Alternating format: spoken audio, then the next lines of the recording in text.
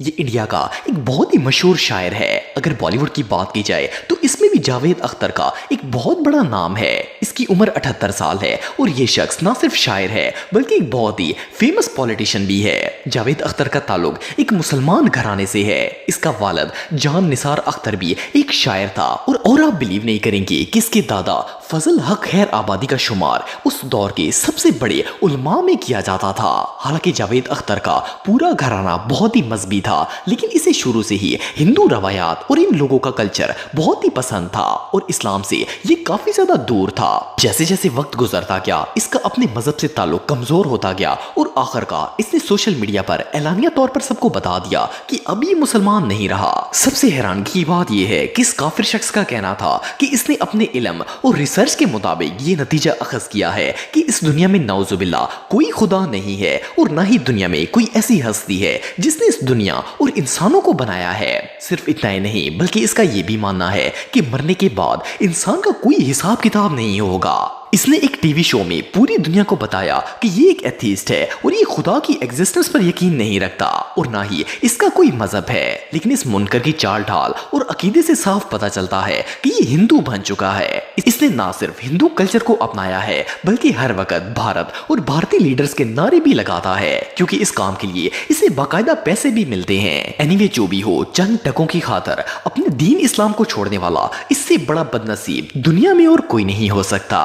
I am N atheist, और ये मैं छुप के नहीं हूं, मैं टीवी पे भी बोलता हूं, अपने इंटरव्यू में बोलता हूं, मैंने लिखा भी है। मेरा कोई रिलीजियस बिलीफ नहीं है, not at all. I don't believe in the existence of God. Fatima Sana. दोस्तों, अगर आपने आमिर खान की मूवी दंगल देखी है तो आप इस एक्ट्रेस को जरूर जानते होंगे। इसका नाम फातिमा है और इसकी उम्र 30 साल है। ये लड़की एक कश्मीरी घराने में पैदा हुई थी और इसकी वालदा मुसलमान थी।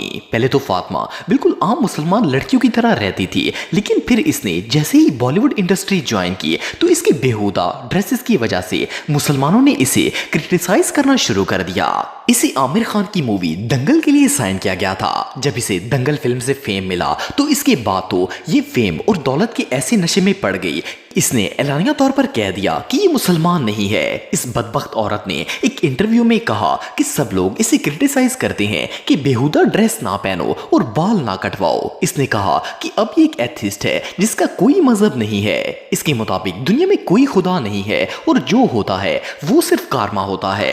बहरहाल जो भी हो, सिर्फ चंद टकों के लिए अपने दीन को बेच देना, इससे बदबख्त शख्स और भला कौन हो सकता है।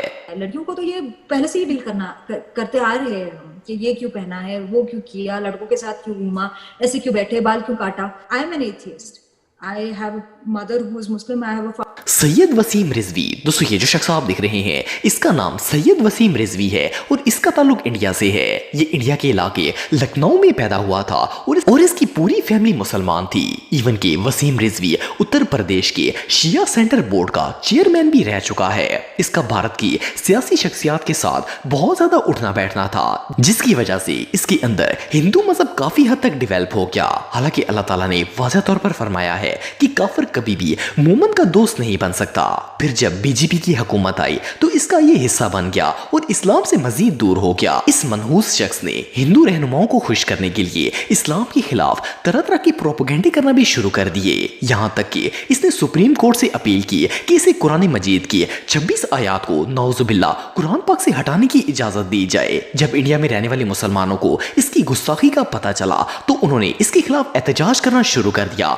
इवन के इंडिया के मुसलमानों ने इसके सर की कीमत तक मुकर्रर कर दी थी। जब इस गुनहगार ने देखा कि इसके सर पर मौत मंडला रही है तो इसने इंडिया के इलाके गाजियाबाद के एक मंदिर में एक तकरीब मुनक्कद की, जिसमें ये बाकायदा तौर पर मुसलमान से हिंदू बन गया। इसने ऐसा इसलिए किया ताकि मुसलमान इसे कोई नुकसान ना पहुंचा सके और हिंदू इसे बचा लें। इसने इस तकरीब में आग और बुतों की पूजा की और एलानिया तौर पर पूरी दुनिया को बताया कि ये अपना मजहब तब्दील कर चुका है और अब ये एक हिंदू है।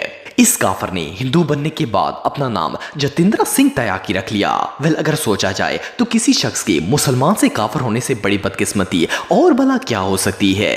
और इस्लाम को हम धर्म समझते ही नहीं है, इतना पढ़ लेने के बाद।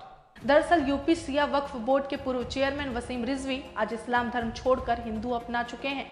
जैन मलिक, दोस्तों आप में से बहुत से लोग जैन मलिक के बारे में जानते होंगे। ये एक बहुत ही फेमस ब्रिटिश सिंगर है। इसकी पैदाइश 12 जनवरी 1993 को ब्रेडफोर्ड में हुई थी। असल में इसका वालिद यासिर मलिक एक पाकिस्तानी इमिग्रेंट था और इसने वहां एक ब्रिटिश लड़की को मुसलमान करके इससे शादी की थी। अगर जैन की मजहबी तालीमात की बात की जाए तो इसके वालिद ने इसे इस्लामी तालीमात के दायरे में परवान चढ़ाया था। इसने इसे पूरा कुरान पाक पढ़ाया था और नमाज भी सिखाई थी। लेकिन जैन इस आलिशान मजहब के लायक ही नहीं था। इसका उठना बैठना यहूदियों के साथ था और वो जो कुछ करते थे वो इसे बिल्कुल ठीक लगता था।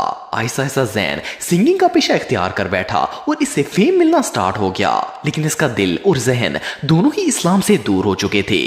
आखिरकार जैन ने ब्रिटिश फैशन मैगजीन को इंटरव्यू देते हुए बताया कि अब ये मुसलमान नहीं रहा बल्कि एक एथीस्ट बन चुका है जिसका कोई मजहब नहीं होता। ये पैसे और शोहरत के नशे में इतना गर्क हो चुका है कि इसे इस्लाम की सारी तालीमात भूल गई हैं। पहले जैन दुनिया के खूबसूरत तरीन लड़कों में से एक था, लेकिन इसने अपने जिस्म पर पूरी तरह टैटूज बनवा लिए हैं और ये कहीं से भी खूबसूरत नहीं लगता और ना ही मुसलमान लगता है। सिर्फ इतना ही नहीं बल्कि 6 साल से ये एक अमेरिकन मॉडल के साथ बगैर शादी की जिंदगी गुजार रहा है और इन दोनों की एक बेटी भी है। जैन के बारे में ये कहना गलत नहीं होगा कि ये वो बदबख्त है जिसने अपने ही हाथों से अपने लिए जहन्नम को तस्लीम कर लिया है। दिल्ला दिलशान, दोस्तों ये जो शख्स आप देख रहे हैं ये एक श्रीलंकन क्रिकेटर है। इसका नाम दिलशान है और ये श्रीलंका की क्रिकेट टीम का फॉर्मर कैप्टन भी रह चुका है। दिलशान का शुमार दुनिया के अमीर तरीन क्रिकेटर्स में होता है। ये 1976 में श्रीलंका के अंदर पैदा हुआ था। इसका बाप मुसलमान था जबकि माँ एक हिंदू थी। दिलशान शुरू में मुसलमान था और इसने पूरा कुरान पाक भी पढ़ा हुआ था और ये अपने वालिद के साथ नमाज भी पढ़ा करता था। इसके वालिद ने इसका नाम मोहम्मद दिलशान रखा था जो कि एक इस्लामी नाम था। दिलशान को बचपन से ही क्रिकेट खेलने का बहुत शौक था। जब इसने नया क्रिकेट का प्रोफेशन ज्वाइन किया तो ये काफी ज्यादा फाइनेंशियल प्रॉब्लम्स का शिकार हो गया। एक दिन इसके कोच ने इसे कहा कि अगर इसे अपने करियर में आगे बढ़ना है तो इसे मज़हब इस्लाम छोड़ना पड़ेगा।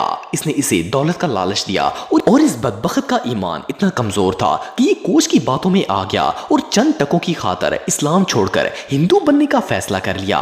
इवन इसने एलानिया तौर पर तस्लीम भी किया कि अब ये मुसलमान नहीं है बल्कि हिंदू है। इसके पास पैसा तो बहुत आ गया लेकिन ये इतना बदकिस्मत है कि अल्लाह ताला ने इससे मुसलमानियत का हक छीन लिया है और अब इसे कभी भी निजात नहीं मिल पाएगी।